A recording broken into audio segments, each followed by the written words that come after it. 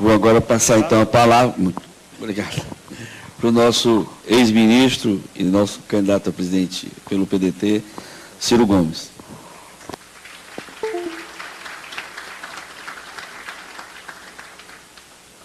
Boa tarde a todas e a todos. Eu quero pedir permissão aos conterrâneos cearenses, Odorico, meu estimado amigo, Elmano, meu estimado amigo, e Zezinho Albuquerque, meu estimado amigo, para cumprimentar a mesa toda nas pessoas desses três brasileiros absolutamente respeitáveis, mais que isso, brilhantes pelo rápido testemunho que cada um deu aqui. Meu velho e querido amigo senador Requião, meu velho e querido amigo deputado Celso Pancera e meu caro estimado amigo deputado Patrus Ananias, que vem das Minas Gerais para encantar o Brasil aonde quer que caminhe.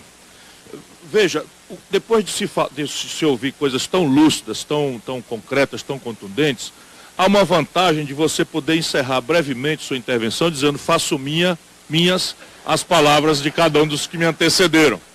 E eu, por prudência e recato, deveria fazer basicamente isso. Mas eu queria fazer alguns destaques que eles não fizeram, porque elogio em boca própria é vitupério, e nesse caso eu quero fazer a devida menção. Há uma importância transcendental nessa iniciativa, senador Requião. Meu caro Pancera, meu caro Patrus.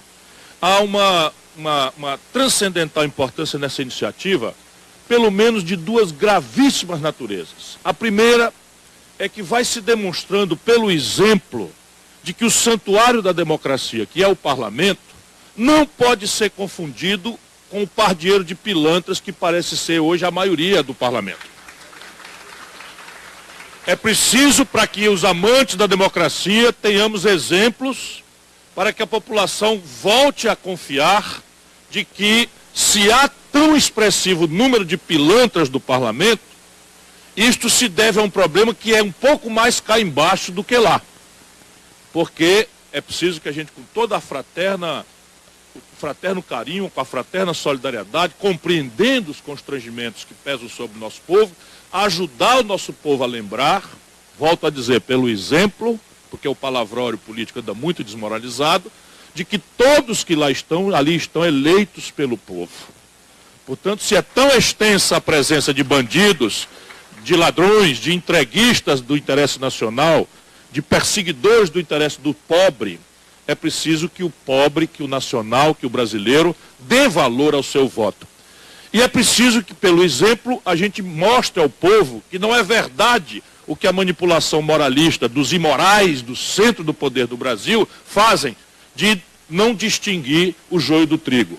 Porque para a grande mídia é bom que a população pense que a política não tem decência, que não tem espírito público, porque eles sabem que só a política pode desestabilizar esse pacto reacionário, conservador e entreguista que está infernizando a humanidade, especialmente o nosso país.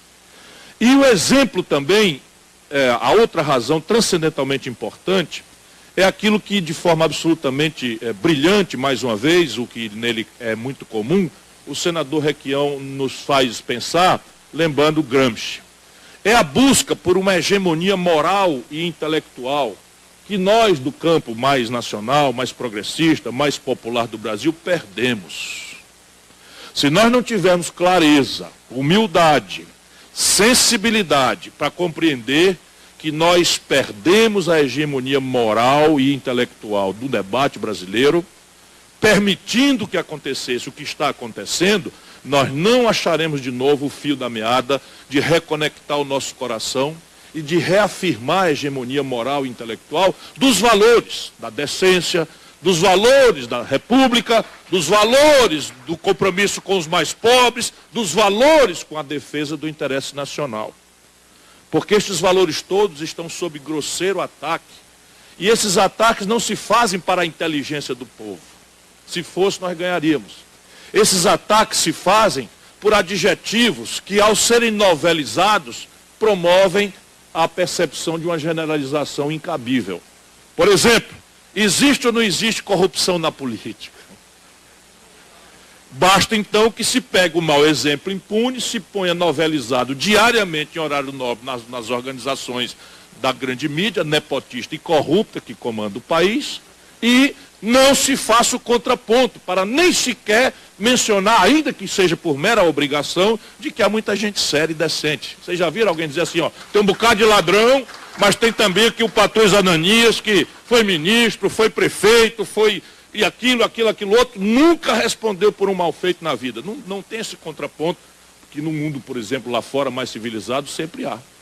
De maneira que discutir com a população, afirmando, tentando criar uma consciência, não é, média, criar uma corrente de opinião que não alise nossas contradições, que não doure a pílula daquilo de errado que eventualmente fizemos de boa fé, porque senão nós não reconectaremos o nosso coração. E aí, exercitar soberania, meus compatriotas brasileiros, mais que isso, meus irmãos queridos cearenses.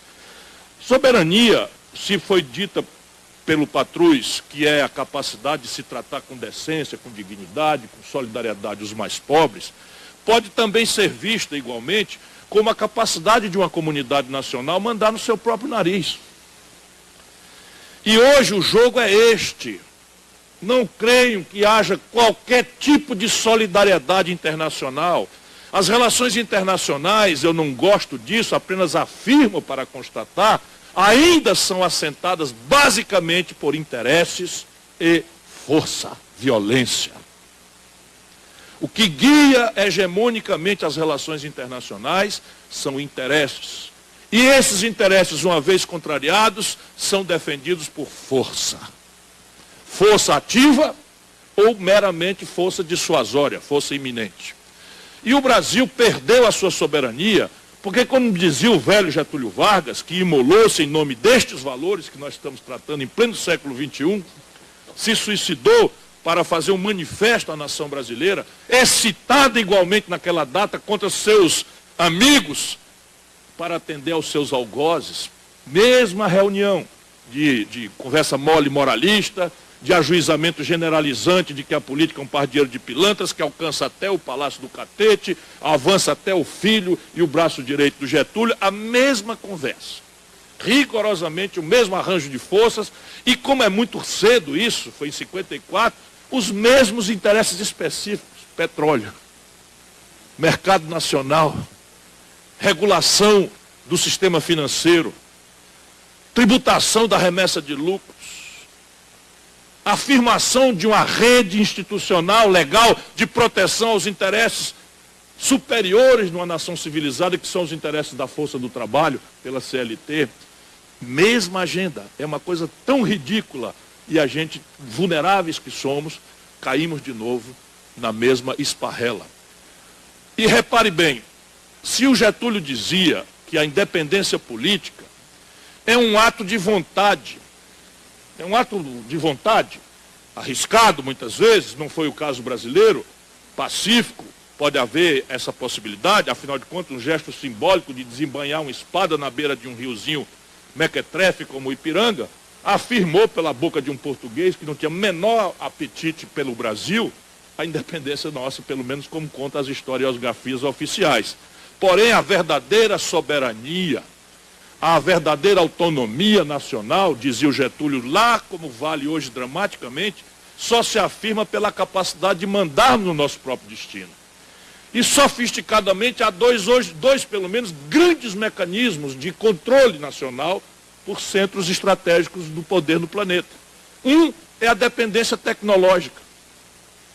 Não sei se todos aqui sabem, 80% dos remédios que nós tomamos vem do estrangeiro. Não sei se todos aqui sabem, 100% da microeletrônica dos nossos celulares vem do estrangeiro. Não sei se sabe que um carro montado em Betim, nas Minas Gerais, ou em Resende, no Rio de Janeiro, do nosso Patrus, ou na nossa Curitiba, como tem lá a Audi, 80% do valor de um carro montado no Brasil vem do estrangeiro. O coração rico do carro, a mecatrônica, os computadores, vem tudo do estrangeiro. Não sei se sabem, toda a informática embarcada ou diretamente utilizada por nós, pelos computadores, caixas eletrônicas, catraca eletrônica de cinema, bilheteria para se identificar na entrada da Assembleia, tudo vem do estrangeiro. E isto está se agudizando. E o outro grande, grave caminho de subordinação das nações a partir dos centros estratégicos de poder no planeta, e eu nem deveria colocar isso no plural ainda, porque ainda é muito no singular, tem a ver com a subordinação financeira. E aqui talvez esteja a mais grave emergência do Brasil. Por que se consegue que o povo de Minas Gerais, o povo que produziu Tiradentes, o povo que produziu Antônio Carlos de Andrada, um dos mentores da Revolução de 30, o povo que produziu Tancredo Neves, para não ser muito mais longo do que minha homenagem merecida ao povo mineiro, o povo que deu Juscelino ao Brasil, o povo que deu Itamar Franco, que confrontou o processo inflacionário, que entre nós era uma negociata, acabou de aceitar passivamente a entrega a estrangeiros, um deles, uma estatal, 3 hidrelétricas da CEMIG já amortizadas nos seus valores. E isso é o destino. O que está acontecendo conosco? O que está acontecendo conosco, penso eu, e vou concluir, é a exaustão do nosso povo diante da falta de exemplo, de coerência. Por que está acontecendo no Brasil? Nos coloquemos por um minuto que seja humildemente na pele de um dos 13.400.000 brasileiros desempregados. Nos coloquemos ainda que por um segundo no olhar de um dos mais de 10 milhões de brasileiros empurrados por biscate, para a informalidade, correndo do rapa, sendo reprimidos nas ruas do Brasil por aí afora. Nos coloquemos por um átomo, um segundo, uma fração que seja, na condição de uma mãe, ou de um pai, ou de um irmão, de um dos 61.800 brasileiros assassinados nos últimos 12 meses, dos quais apenas 8% são investigados. Nos coloquemos numa família, num familiar de um dos 700.000 brasileiros, a maior população carcerária proporcional do planeta, quase tudo jovem, quase tudo negro, quase todos pobres, e que hoje, flagrados com pequeníssimas quantidades de drogas, entram no presídio e têm que aceitar o ferro no queixo de uma facção criminosa, num crê ou morre literal, em que naquele primeiro dia ele será serviciado à noite e no segundo será assassinado se não se alinhar aos comandos A, B, C do crime organizado, das facções criminosas que estão fazendo acordos vergonhosos com as autoridades políticas do nosso país.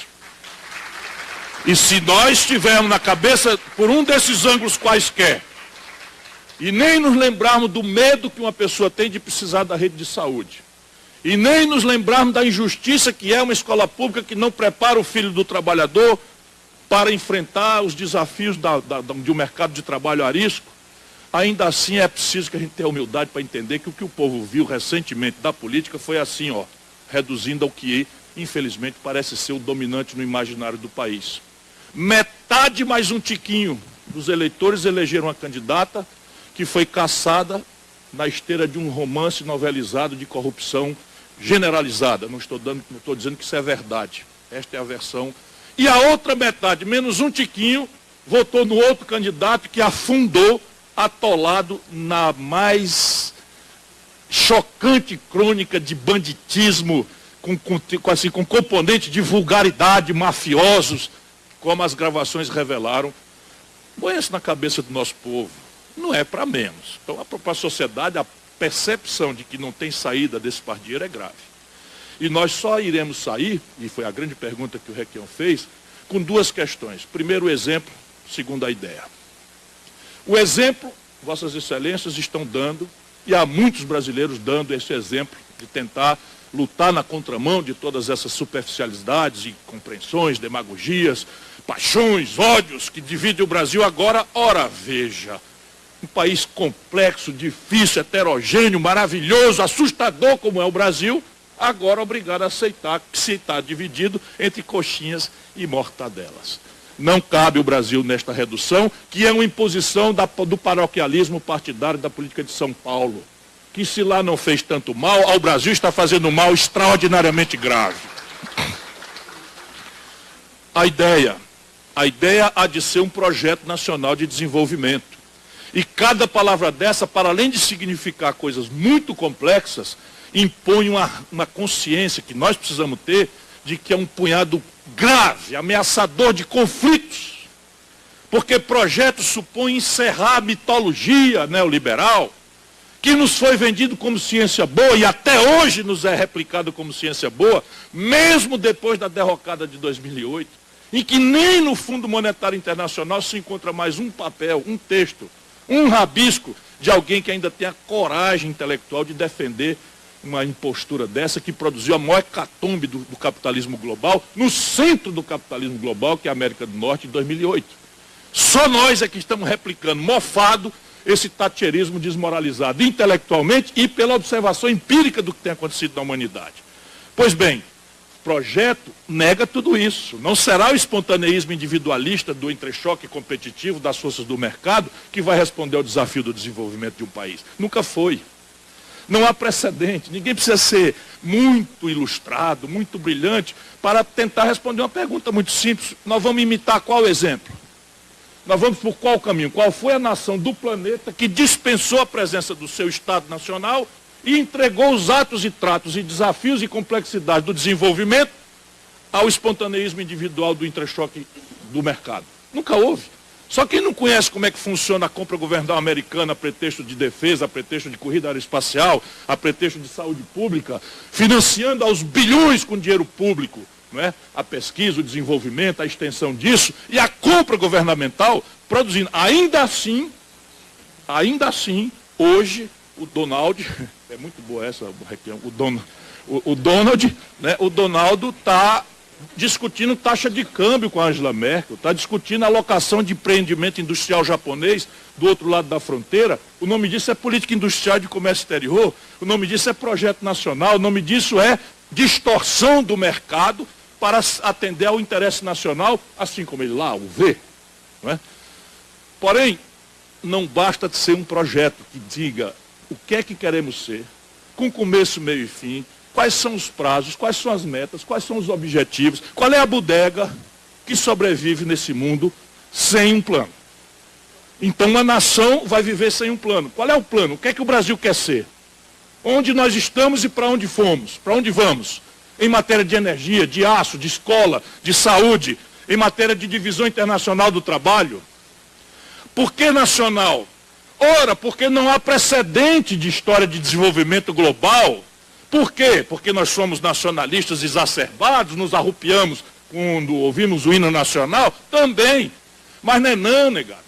O problema é que a condição de produzir, a condição de trabalhar, portanto, de ter emprego, de ter dinheiro para pagar saúde, educação, segurança, é um fato que não é global. Por exemplo, a condição de financiamento é global? Faz 8 anos que a taxa de juros do mundo rico é negativa. E nós temos a maior taxa de juros do mundo, ainda que esteja caindo dramaticamente, porque eles produziram agora a iminência de uma crise bancária. Já há quase 600 bilhões de reais de crédito de recuperação duvidosa na contabilidade oficial dos bancos, parceira. Eles estão atirando no próprio pé, por isso que estão correndo atrasado, para reduzir a taxa de juros. Mas ao reduzir em cima da mesa, estão fazendo canalices, tipo operação compromissada, Requião. No mundo inteiro, operação compromissada significa 2 a 3% do volume bruto.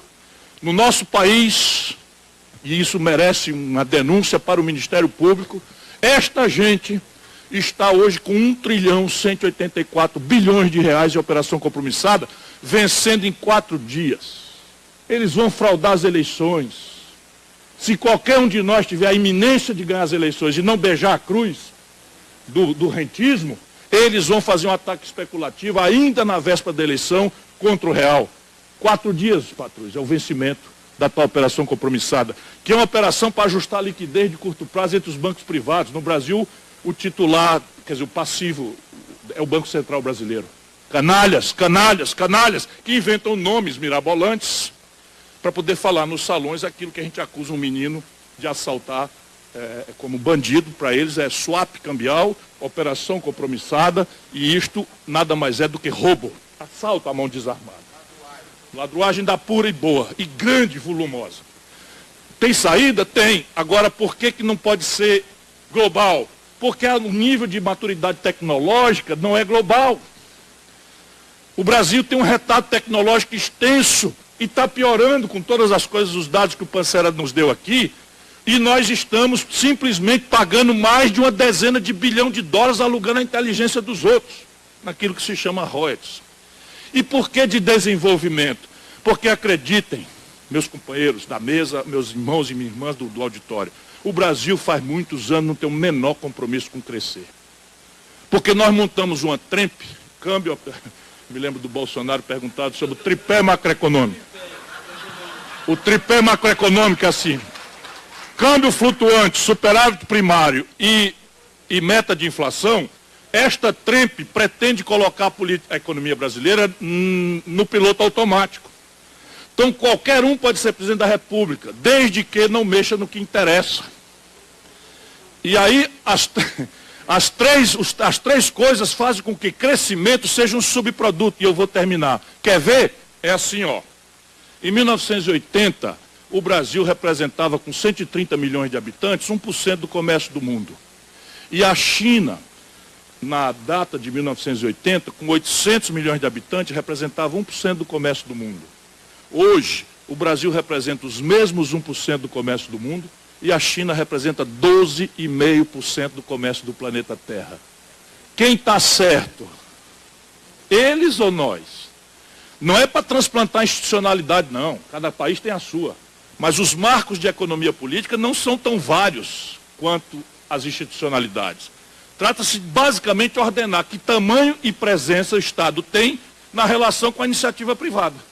Mas não há precedente de nenhum Estado nacional reduzido a uma dimensão mínima e desentranhado da economia em que o mercado sustente desenvolvimento. Não aconteceu jamais. Caramba, se a teoria não serve, por que a gente não observa a realidade dos outros? E isto tem a ver um pouco, e concluo, definitivamente agradecendo a paciência, que o grande problema do Brasil é falta de projeto. Nesses anos de 80 para cá, o Brasil cresceu pífios 2% ao ano em média. A população do mesmo período cresceu 1,7% ao ano. Ou seja, por cabeça, nós crescemos 0,4% ao ano nos últimos 40 anos. Menos de 0,5% por cabeça. Dado que somos a pior concentração de renda do mundo, e a gente sabe que este crescimento relativo foi concentrado em que num país como o nosso, eu estou atrás de fazer um meme, segura aqui para mim. 6 brasileiros, 1, 2, 3, 4, 5, 6. Não é 600, nem 6 mil. 6 brasileiros, Odorico, têm hoje fortuna equivalente às posses de 100 milhões de brasileiros mais pobres. E não pagam imposto. Sabe quantos países do mundo não cobram imposto sobre lucros e dividendos? O Brasil e a Letônia. Com todo respeito aos irmãos da Letônia, que outro dia estava uma pessoa da Letônia no auditório.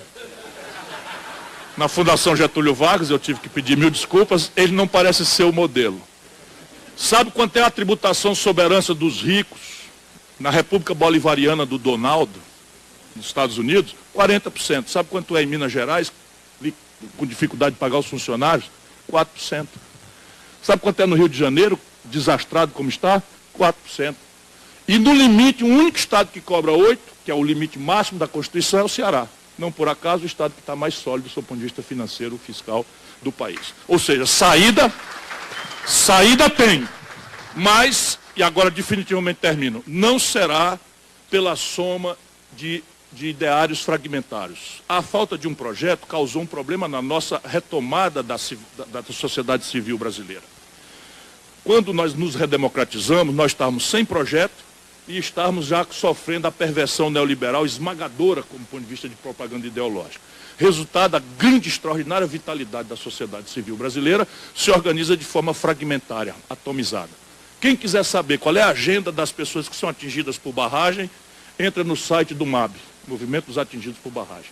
Quem quiser saber o que é a CUT, a Central Única dos Trabalhadores, ou a Central dos Sindicatos Brasileiros, ou, enfim, todas as centrais, entra no site de cada uma delas, há uma dinâmica, tem reunião, tem sede, tem lugar para fazer, tem tudo. Agora, onde é o sindicato do interesse nacional? Cadê? Porque a soma de interesses fragmentários não dá o interesse nacional. E isso traz ao argumento anterior. meus parabéns. Saibam que vossas excelências estão pintando como aquilo que o Sabedoria Popular diz, um olho em terra de cego. Muito obrigado a todos.